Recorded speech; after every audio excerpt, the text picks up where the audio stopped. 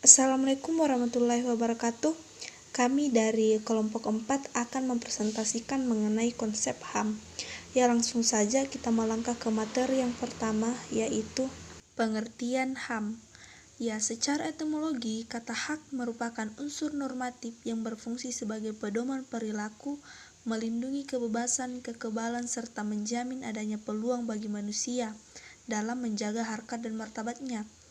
Kata asasi berarti yang bersifat paling mendasar yang dimiliki manusia sebagai fitrah, sehingga tak satupun makhluk dapat mengintervensinya, apalagi mencabutnya.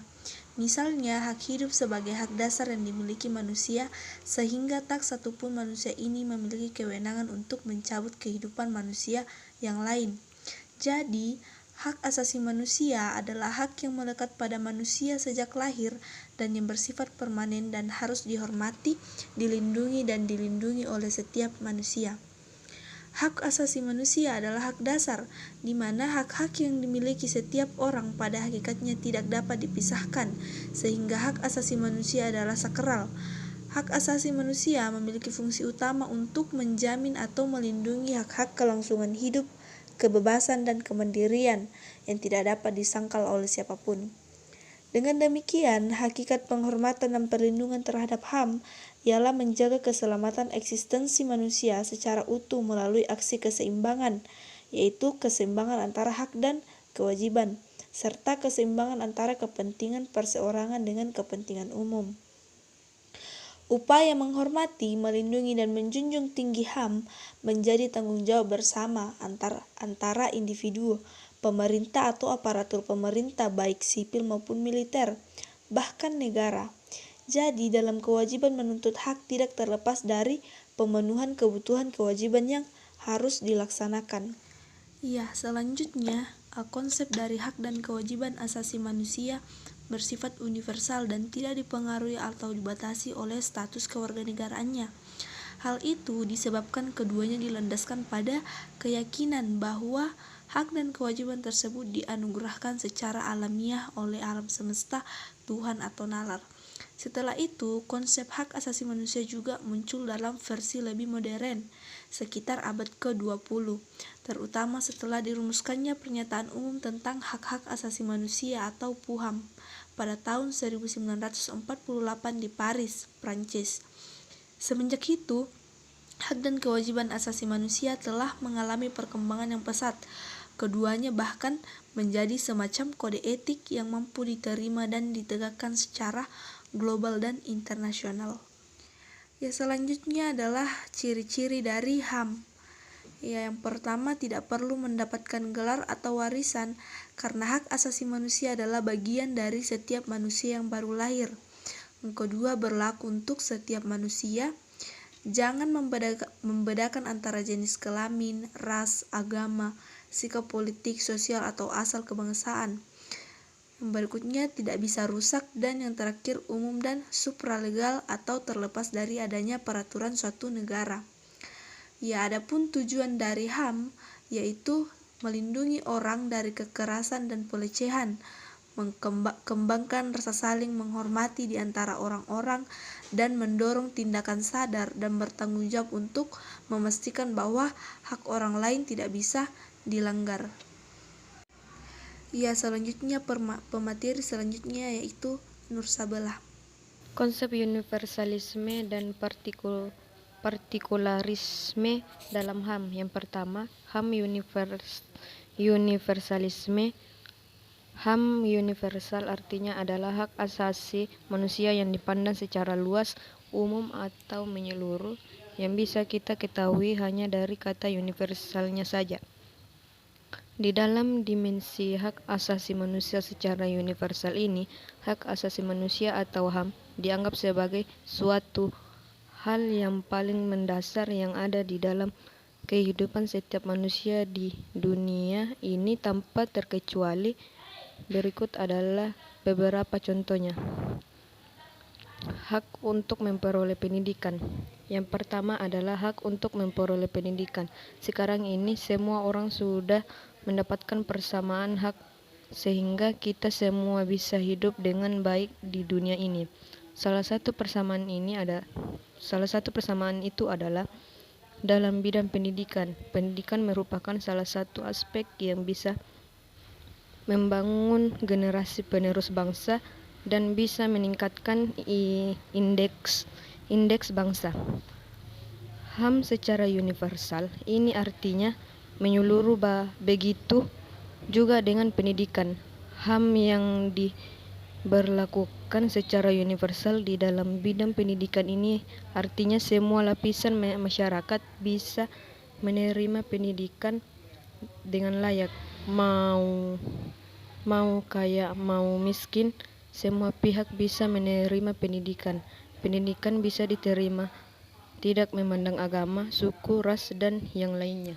Hak untuk memeluk agama. Hidup di dunia ini kita juga memerlukan yang namanya agama. Dengan adanya agama, kehidupan kita akan menjadi terarah. Oleh karena itu, agama merupakan salah satu hal yang sangat penting di dunia ini, karena agama merupakan salah satu instrumen yang penting dan harusnya dimiliki oleh setiap manusia, maka agama juga termasuk ke dalam HAM universal. Semua orang yang ada di dunia ini bisa memiliki agama. Setiap orang dibebaskan untuk memeluk agama dan kepercayaan tanpa dibatasi oleh suku, ras, umur, jenis kelamin, dan lain-lainnya. Kita semua bebas untuk menentukan agama kita sendiri. Hak untuk mendapatkan perlindungan di mata hukum. Tidak hanya soal agama dan pendidikan saja, di mata hukum pun HAM secara universal itu pun juga berlaku. Setiap masyarakat berhak untuk mendapatkan perlindungan hukum secara sah. Setiap masyarakat berhak untuk mendapatkan perlindungan hukum siapapun dia, tidak terlepas siapa orangnya, apakah pejabat atau bukan, atau agamanya. Semua orang yang ada di dunia, terutama di Indonesia, berhak untuk mendapatkan pengakuan dan perlindungan di depan mata hukum. Yang kedua, HAM partikular. HAM juga tidak hanya dilihat secara universal, namun juga bisa dilihat secara partikular. Untuk pandangan HAM secara partikular ini biasanya dianut oleh negara yang berkembang maupun negara timur. HAM partikular di suatu negara ini lebih mengutamakan nilai budaya suatu negara tersebut. Penegakan HAM di sini dikembalikan kepada negara masing-masing. HAM secara partikular ini juga bisa didefinisikan jika HAM sebuah negara itu disesuaikan dengan kondisi negara tersebut.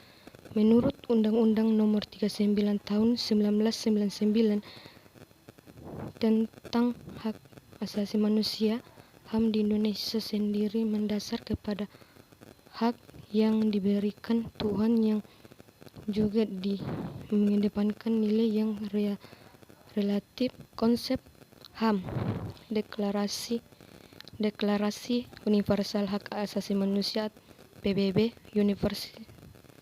Universal Declaration of Human Rights 10 Desember 1948.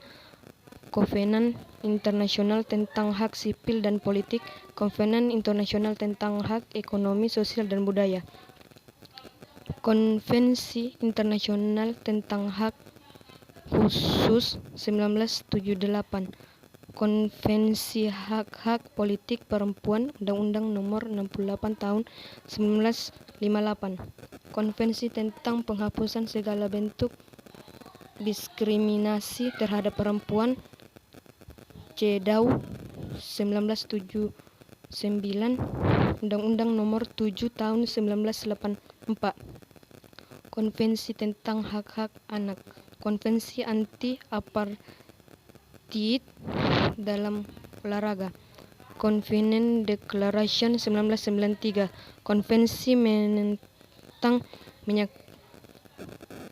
penyiksaan dan perlakuan atau hukuman yang lain yang kejam, tidak manusiawi, dan merendahkan martabat manusia, Konvensi tentang Penghapusan Segala Bentuk Diskriminasi Rasial. Materi selanjutnya yaitu jenis-jenis hak asasi manusia. Yang pertama yaitu hak pribadi atau personal right. Hak pribadi ini mencakup hak-hak yang bersifat personal dan fundamental, misalnya seperti hak untuk hidup, hak untuk memeluk agama dan keyakinan tertentu, serta hak mengeluarkan pendapat. Adapun contoh yang termasuk hak pribadi yaitu hak untuk hidup, hak untuk berpergian dan berpindah tempat, hak memeluk agama dan keyakinan, hak mengeluarkan dan menyatakan pendapat, hak untuk berkumpul dan berorganisasi, serta hak untuk tidak dipaksa dan disiksa. Kemudian ada hak ekonomi atau property right. Jadi jenis hak ekonomi ini berhubungan dengan hak-hak terkait kepemilikan, kesejahteraan, dan kegiatan perekonomian lainnya seperti jual beli atau bahkan utang piutang. Adapun yang termasuk contoh hak ekonomi yaitu yang pertama hak memperoleh kehidupan yang layak, hak meningkatkan kualitas hidup, mendapatkan pekerjaan yang layak, hak untuk melakukan transaksi jual beli, hak untuk memiliki barang tertentu, hak untuk menikmati dan memanfaatkan sumber daya alam, hak untuk menyelenggarakan kegiatan sewa menyewa, dan yang terakhir yaitu hak menyelenggarakan kegiatan utang piutang. Kemudian jenis HAM yang ketiga yaitu hak politik atau political right, yaitu hak politik ini menjamin hak-hak tiap orang untuk mengikuti kegiatan politik dan pemerintahan, termasuk dalam menyuarakan aspirasi dan pendapat masing-masing individu. Contoh dari hak politik yaitu hak untuk memilih dan dipilih dalam pemilihan umum, hak mendirikan partai politik, hak mendirikan organisasi dan perkumpulan, serta hak untuk aktif mengikuti organisasi. Kemudian hak sosial atau social right yaitu jenis-jenis HAM menurut Deklarasi HAM Universal. Hak sosial ini berkaitan dengan hubungan antar masyarakat dalam lingkungan tertentu. Jadi terkadang hak sosial juga digabung dengan hak budaya. Yang termasuk contoh dari hak sosial ini yaitu hak memilih dan mendapatkan pendidikan, hak memperoleh layanan kesehatan, hak untuk berekreasi, hak untuk berinteraksi dengan orang lain, hak untuk berkumpul dan berorganisasi, hak untuk berkomunikasi, dan hak untuk memperoleh jaminan sosial. Kemudian jenis-jenis HAM yang kelima yaitu hak budaya atau cultural right. Jadi selain hak sosial tadi juga ada hak budaya yaitu cultural right. Sesuai namanya, hak budaya menjamin hak-hak masyarakat yang berkaitan dengan kebudayaan dan nilai-nilai dalam masyarakat. Terkadang hak budaya ini juga digabung dengan hak sosial. Yang termasuk dalam hak budaya yaitu hak untuk mengembangkan budaya, hak untuk mengekspresikan diri, dan hak untuk melestarikan nilai-nilai budaya. Selanjutnya, hak persamaan hukum atau right of legal equality merupakan jenis hak asasi manusia yang menekankan pada perlakuan yang sama dalam hukum dan pemerintah bagi setiap masyarakat tanpa ada yang diistimewakan atau didiskriminasi. Contohnya yaitu hak mendapatkan perlakuan yang sama dalam hukum, mendapatkan perlakuan yang sama dalam pemerintahan, hak untuk menjadi pegawai negeri sipil, hak mendapatkan pembelaan hukum di peradilan, hak mendapatkan perlindungan hukum, dan hak mendapatkan perlindungan HAM. Yang terakhir yaitu hak mendapatkan perlakuan yang adil atau procedural equality, yang merupakan hak untuk mendapatkan perlakuan yang adil sesuai tata cara peradilan dan perlindungan hukum.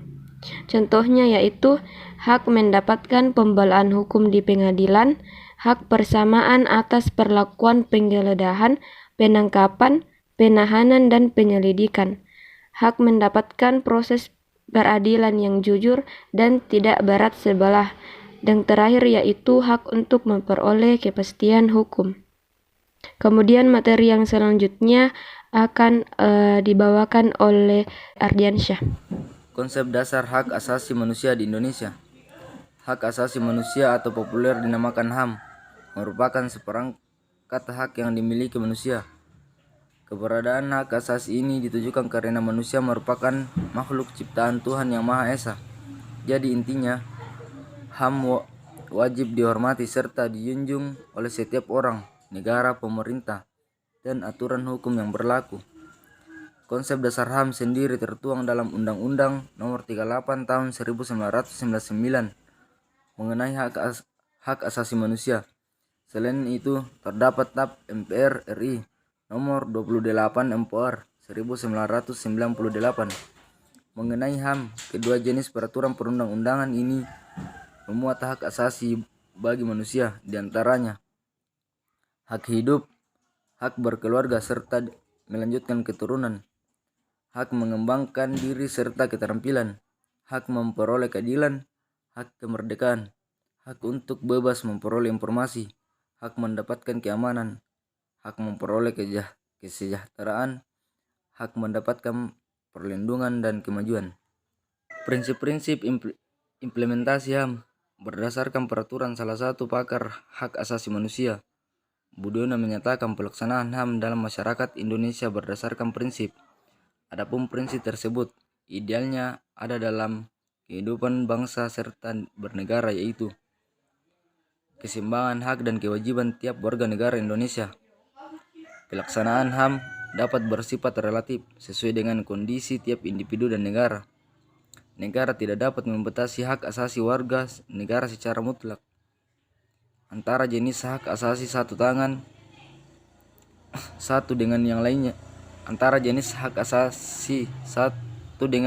yang lainnya memiliki keterpaduan dan salah satunya tidak dapat dihilangkan.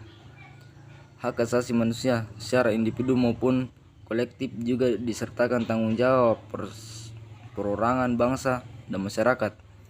Hal ini bertujuan agar tercapai harmonisasi dan berjalan selaras.